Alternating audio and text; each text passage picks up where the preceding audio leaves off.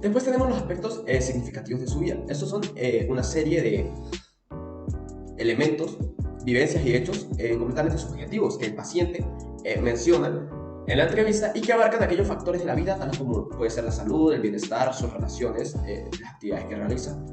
o aquellos traumas y acontecimientos que hayan sido capaces de generar una inflexión, un punto que haya marcado la vida del paciente. Estos pueden ser muy generalizados, ya que los aspectos significativos de la vida pueden variar mucho. Por eso se dice que es subjetivo de cada paciente y cada uno tiene una forma diferente de hablar sobre esos aspectos. Siempre suelen ser en el ámbito familiar, en el ámbito de la salud y el bienestar. Y también puede abarcar aquellos aspectos negativos que haya vivido en su vida, como abusos, traumas y demás aspectos que sean capaces de marcar psicológicamente la vida de alguien. Asimismo, se debe conocer o se debe buscar el manejo de los acontecimientos significativos que haya vivido esta persona, haciendo referencia a cómo se trata dichos aspectos en la vida, cómo los ha sobrellevado los acontecimientos que han sido capaces de marcarlo a lo largo de su desarrollo, y cómo asimila hechos positivos o conlleva los hechos negativos.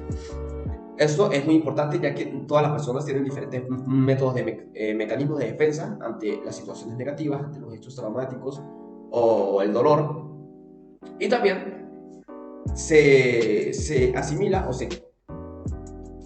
experimenta de forma diferente cada persona aquellos aspectos positivos. Esto es muy importante conocerlo, ya que nos permite saber la resiliencia de las personas, qué tanto puede afectar ciertas cosas o ciertas situaciones, encontrarse aquellas que no les da tanto significado como podría tenerlo inclusive, y cómo la persona describe personalmente estos hechos. Es muy importante para saber si pueden afectarle y qué cosas le pueden llegar a ser más representativas que otras. Luego tenemos que conocer los antecedentes. Los antecedentes principalmente suelen ser, primero, los antecedentes psiquiátricos familiares. Como sabemos, los antecedentes psiquiátricos son aquellos problemas en el área psicológica, las psicopatologías que se presentan, el registro de los tratamientos que se han hecho, los resultados y aquellas herramientas o medicamentos que se han tomado para solucionarlos. Se debe presentar muy bien eso, ya que se debe conocer los antecedentes del árbol genealógico, constando el número de hijos, hermanos, la edad de estos, las enfermedades médicas o patologías, psicopatologías de cada miembro de la familia y las causas de las edades y los fallecimientos. ¿Esto qué quiere decir? Que se debe conocer esos antecedentes de los miembros de la familia. ¿Para qué? Para, primero que todo, buscar relaciones entre problemas que pueda tener actualmente la persona que presenta su enfermedad actual, su psicopatología, y la predisposición genética o familiar hereditaria que pueda tener, ya que hay ciertos casos como pueden ser los cuadros depresivos, las patologías como la esquizofrenia, la personalidad esquizotípica y demás padecimientos que suelen verse dados gracias a una forma hereditaria, a algo genético que depende de la familia. También los antecedentes psiquiátricos personales, o sea, si esta persona ha padecido antes algún problema psiquiátrico del que se tenga de constancia, del que se tenga registro, y así, de la misma forma, el tratamiento que se realizó, los resultados que se pudo dar, las herramientas y las terapias o los medicamentos a los que esta persona estuvo expuesto, y eso va en relación con también los antecedentes de su familia. Como ya se ha hablado antes, eso va a permitir saber con qué se está afrontando a la hora de hacer un examen clínico y dar pistas en el examen mental. También va a ayudar mucho al trabajo del diagnóstico y las estrategias por las cuales se va a abarcar este problema. También es muy importante conocer si existen los antecedentes penales. Como sabemos, los antecedentes penales son la constancia temporal en un registro oficial de las sanciones impuestas a una persona frente a la ley, que es juzgada en un tribunal o un ámbito penal. ¿Y por qué necesitamos los antecedentes penales? Primero que todo, para saber si la persona con la que se está hablando ha cometido algún acto delictivo o ha roto alguna ley, ya que esto podría ser algún signo de posiblemente una sociopatía o psicopatía en la cual la persona no es capaz de afrontar, no es capaz de acatar las leyes y no está bien adaptado para vivir en sociedad. Eso puede ser alguno de los indicativos que nos pueden dar los antecedentes penales si una persona presenta estos a la hora de la consulta. Luego tenemos la historia familiar, en el cual se debe hablar sobre todos los aspectos que haya llevado su familia, como su núcleo de desarrollo y de los más importantes, siendo esta el lugar en el que primero se encuentran los antecedentes para los cuales se puede predisponer a la persona en psicopatologías, en enfermedades, en trastornos, etc. Y eso se debe explicar la organización de la familia, los miembros, la estructura, cómo ha sido su funcionamiento, si es una familia funcional, si es una familia unida, si es una familia con ciertas separaciones, divorcios, relaciones intrafamiliares, cómo llevan las relaciones entre ciertos miembros de la familia, los padres y sus hijos, ambos padres, los hermanos, las expresiones de afecto, si han sido una familia afectiva, si se ha desarrollado esta atención hacia los hijos y este aspecto con muestras como un hábito, y también los antecedentes médicos, como se ha mencionado anteriormente. Luego tenemos la realización del familiograma. El familiograma se debe comprender que es una representación gráfica de la estructura de la familia, y esta contiene de manera estructurada cuántos integrantes conforman y cómo se relacionan entre sí. Es una forma de generar, por decirlo así, un mapa, un esquema en el cual se verán representados cada miembro de la familia con elementos. O sea, eso va dependiendo, pero lo más común es que en cuadrado se denomina a las figuras masculinas, en círculos las femeninas, se marca con una X a aquellos ya fallecidos y se relacionan con llaves las parejas, y se relacionan hermanos, divorcios y demás cosas. Se ven representadas en el familiograma con distintos elementos, como las X, las flechas, los círculos. Todas esas cosas van a tratar de dar una descripción gráfica de la estructura familiar. Luego tenemos el núcleo de la historia clínica, una de las cosas importantes y de las primeras y más necesarias que se hace durante una entrevista o una consulta, el cual es el examen mental. ¿En qué consiste el examen mental? Bueno, pues es una valoración de la capacidad mental que conlleva actualmente el paciente, que se realiza con una evaluación de los aspectos más generales de su comportamiento, sus estructuras de las ideas, ya sea inusuales o usuales, su percepción, o una evaluación de la historia clínica con los aspectos anteriores mencionados. El examen mental es una de las herramientas más necesarias dentro de la misma historia clínica, ya que es aquella que se presenta desde entrar en contacto del profesional de la salud con el paciente que requiera esta evaluación. En esta se debe observar con mucho detalle y analizar, ser muy observador en cuanto a todo lo que es el comportamiento de la persona. Se analiza desde su apariencia física, su vestimenta, sus facciones físicas. Se va anotando cuidadosamente cada uno de esos factores, también su comportamiento, sus movimientos, su lenguaje corporal, como lo puede ser sus movimientos, sus gestos, su verbalización. También se hablará del lenguaje, la forma en la que se comunica, si tienen problemas de lenguaje, si usa palabras inusuales, si su lenguaje corresponde con su edad. Se analizan muchos aspectos en cuanto a cada factor, ya sea físico o mental, y también se deben realizar preguntas para el examen mental, como lo pueden ser aquellas que nos van a ayudar también al diagnóstico, ya que con ellas se debe buscar una forma de comprobar su estado de capacidad de senso-percepción, como lo puede ser si escucha bien, si ve bien, si es capaz de llevar a cabo ciertas acciones, su psicomotricidad, se le piden al paciente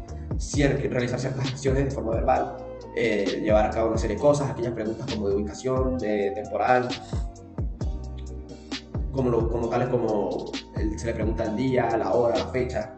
en qué lugar se encuentra, cómo llegó al lugar, qué hizo. Se tiene que evaluar también aspectos como la memoria y la evocación de recuerdos, su capacidad de evocación de estos mismos. Y estas son cosas que nos indicarán muchas cosas para próximamente generar un diagnóstico y tomarnos en cuenta para el análisis de esta historia clínica. Posteriormente tenemos la paraclínica y las interconsultas a otras especialidades, que debemos comprender que son aquellas valoraciones que sirven como una ayuda al mismo diagnóstico, pero con una mayor exactitud en el concepto de las interconsultas, ya que estas son aquellas aportaciones de otras consultas, o sea, de otros campos, de otras áreas de la salud, que se suman a la historia clínica de otras especialidades o estudios complementarios. O sea, son aquellas pruebas que se logran hacer, ya se hace de forma médica, acompañando a la psicológica o a la psicopatológica, a la psiquiatría, y también se ven exámenes de laboratorio incluidos en esta clasificación, como lo son la medicina interna, el cual es la especialidad de la medicina que atiende integralmente los problemas de salud en pacientes adultos ingresados en centros hospitalarios y consultas ambulatorias, el cual puede dar unos diagnósticos y resultados que aporten al caso de la historia clínica y se debe mencionar en ella. La neurología, el cual es la rama de la medicina que estudia todo lo que comprende el sistema nervioso central, periférico, y también se ocupa de la prevención, el diagnóstico y el tratamiento de rehabilitación de todas las enfermedades que suceden en este. Como lo sabemos, la neurología y las neurociencias van muy de la mano con la psicología, por lo cual se hacen necesarias en este tipo de herramientas. Luego la endocrinología, la cual es la disciplina mediante la cual se estudia el sistema endocrino. Como sabemos, todo el sistema endocrino es aquel en el cual los organismos producen hormonas y feromonas que interactúan con los receptores del cerebro para producir los efectos en el ser humano, tales como la serotonina, la oxitocina,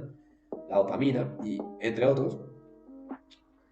en los cuales también se pueden generar enfermedades provocadas por un funcionamiento inadecuado del mismo. Este tiene mucho que ver con lo que puede ser el diagnóstico psicológico de una persona, ya que muchas de las enfermedades de los trastornos pueden estar dadas por un déficit o un exceso de producción de estas hormonas en el sistema endocrino. Por último tenemos la sexología, el cual es el estudio de la sexualidad en los seres humanos. Dentro del estudio de la sexología se ha incluido el interés, el comportamiento, las funciones sexuales, y generalmente no se refiere solamente al estudio científico de la sexualidad, sino también a todos los aspectos del comportamiento que se conlleva en el ser humano, así como también cómo funciona el cuerpo en relación a la sexología, ya que la sexualidad es un aspecto que va muy de la mano con la psicología y se debe estudiar para comprender ciertos aspectos de la historia clínica. Posteriormente tenemos los exámenes médicos complementarios, que, junto con los anteriores mencionados, son herramientas que, dentro de la historia clínica, ayudan a comprender y se suman a esta con los datos de exámenes de laboratorio, con diagnósticos por imágenes y técnicas especializadas que pueden llegar a ayudar a confirmar o a descartar una enfermedad que se haya logrado concluir en el diagnóstico que se da. Dicho de otra forma, permiten el diagnóstico durante el proceso de salud de enfermedad. Dentro de la primera de estas tenemos el perfil hormonal, que consiste en una analítica de una muestra de sangre mediante el cual se busca determinar el valor de varias hormonas relacionadas con el ciclo ovárico en las mujeres o el nivel de las hormonas involucradas en la producción de espermatozoides, la andropausia y algunas enfermedades glandulares en los hombres. Luego, la tomografía axial computarizada, que es la obtención de imágenes de rayos X de cortes o secciones de un objeto, en este caso de la estructura cerebral de una persona y de todos sus órganos, para buscar algún daño, para buscar algún rastro de alguna psicopatología. Y por último tenemos las resonancias magnéticas, las cuales son una técnica no invasiva que se utiliza para buscar algún fenómeno dentro del núcleo del cerebro de las personas, dentro de sus cavidades y dentro del mismo cuerpo, buscando obtener información sobre la estructura y composición del cuerpo que se quiera analizar.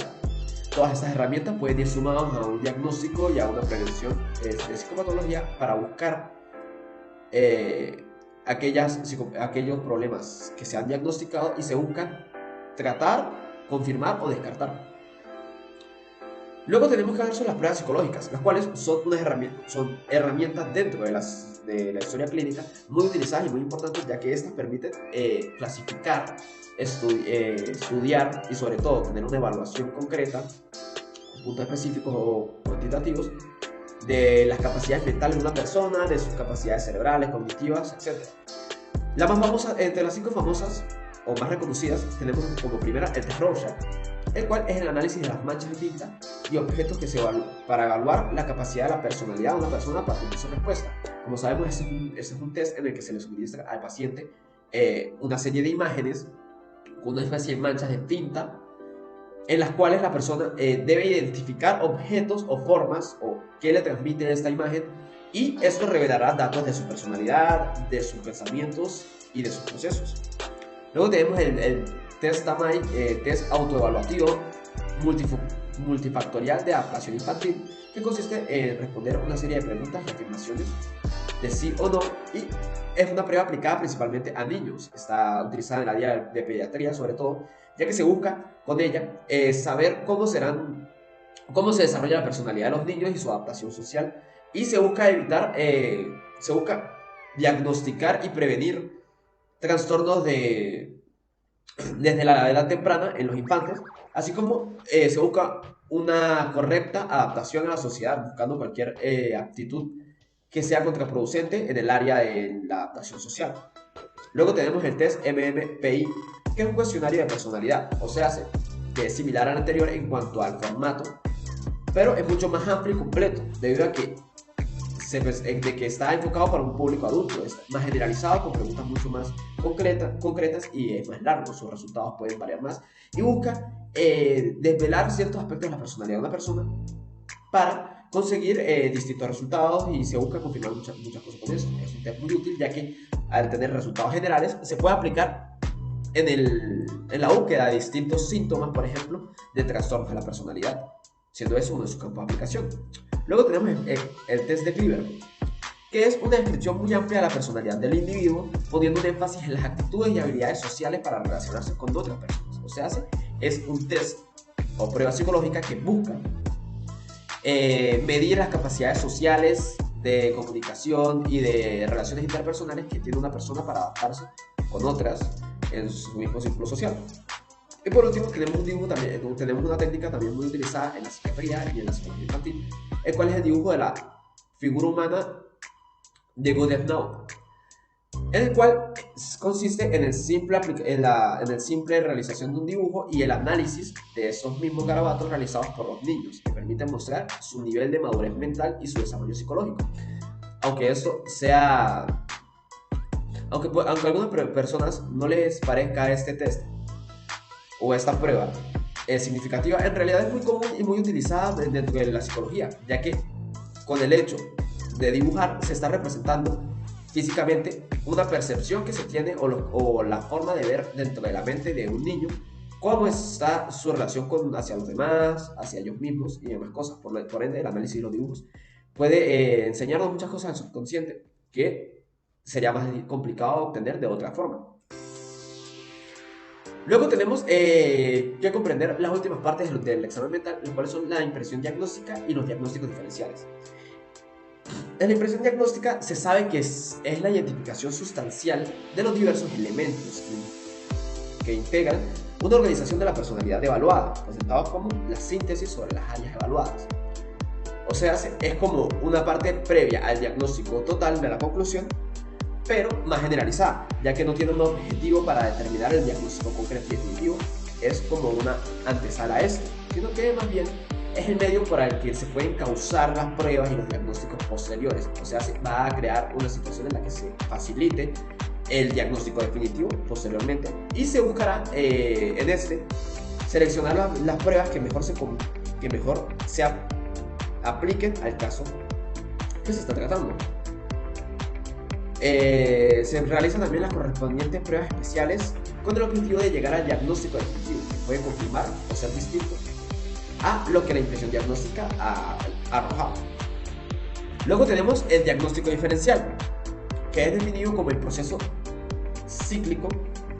con metodología científica que pone en consideración todas las posibles causas ante el diagnóstico definitivo, cuantitativo y cualificando y cuantificando. O sea, este diagnóstico diferencial ya viene más enfocado en clasificar y connotar las diferencias entre ciertos puntos para posteriormente unirlos y concluir estas diferencias o similitudes en el diagnóstico total, tomando en cuenta las enfermedades que podrían ser causa de sus síntomas, gracias a lo cual se encamina a la mejor detección de la enfermedad que aqueja a la persona o a la psicopatología. Y a menudo se requiere hacer varias pruebas, como las anteriores mencionadas en las pruebas psicológicas, las cuales permitirán descartar ciertas causas y determinar si se necesitan más exámenes. Por último, tenemos a los planes de tratamiento, los cuales son una de las conclusiones y el elemento más importante de los exámenes clínicos, ya que son planes detallados con información sobre la enfermedad del paciente, así como también incluyendo sus datos, con el objetivo de tratamiento, la opción de tratamiento de la enfermedad y los posibles efectos secundarios que se presentan, así como también el esperado del tratamiento. ¿Qué significa eso? Que el plan de tratamiento es el camino a seguir que se espera o el deber ser de cómo se deben tratar las enfermedades o los casos, trastornos o patologías presentados en el diagnóstico en una persona. Aquí se busca prever o visualizar a futuro cómo irá evolucionando el paciente según el tratamiento y las formas abarcadas. También se debe pronosticar si habrá más terapias, si amerita además de medicamentos o de ser referido por interconsulta a otras especialistas o a otros métodos de estudio. Luego tenemos a la evaluación interconsulta o interhospitalaria. Esta puede ser opcional, ya que no en todos los casos se hace, pero es el acto de remitir a un paciente mediante la parte de interconsulta a otro profesional sanitario para ofrecer una atención complementaria tanto en su diagnóstico como en su tratamiento, así como también su rehabilitación. Esto significa que la interconsulta en psicología puede ser, ya se hace, o emitida desde un psicólogo a otro experto de la salud, o de otro especialista que remite al psicólogo o psiquiatra, psicoterapeuta, para la realización de, ya se hace una evaluación, un diagnóstico o una terapia en cuestión. Eso es muy útil dentro del campo del examen mental, ya que del examen clínico, ya que se irán sumando las cosas o los factores determinados en las consultas especializadas en sus campos de estudio más específicos, como pueden ser otras partes de la medicina, como lo hemos mencionado anteriormente, junto con la psicología, ya que se tienen los resultados obtenidos desde varios métodos de estudio. Por último tenemos el pronóstico, el cual es la predicción del curso a futuro de la enfermedad, trastorno o patología presentado desde el inicio. La experiencia clínica, la información epidemiológica y la probabilidad estadística son los elementos de apoyo para establecer un buen pronóstico y minimizar la incertidumbre o el margen de error que se pueda en aquellas conclusiones que se le da al paciente o la persona que amerite del examen clínico. Para establecer un pronóstico, primero se debe tener un profundo conocimiento sobre el problema de salud del paciente. Para eso es muy necesario cumplir a cabalidad todo lo anterior mencionado, de la historia clínica, de todas las características que se mencionan, la entrevista, el examen mental, la observación en el análisis, la aplicación de pruebas. Todo esto se ve concluido en este pronóstico. Es para ello que importa, porque sin estos faltarían datos y no se tendrá el conocimiento en amplitud que se necesita. También se ameritan conocer los factores que pueden influir en la evolución del caso. Eso se preverá desde el punto de vista del profesional de la salud.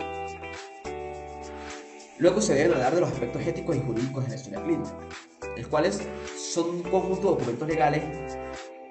que sirve como el insumo que contiene el escrito absolutamente todas las intervenciones y prácticas que deben ser realizadas a los pacientes por parte del equipo médico. En este sentido intervienen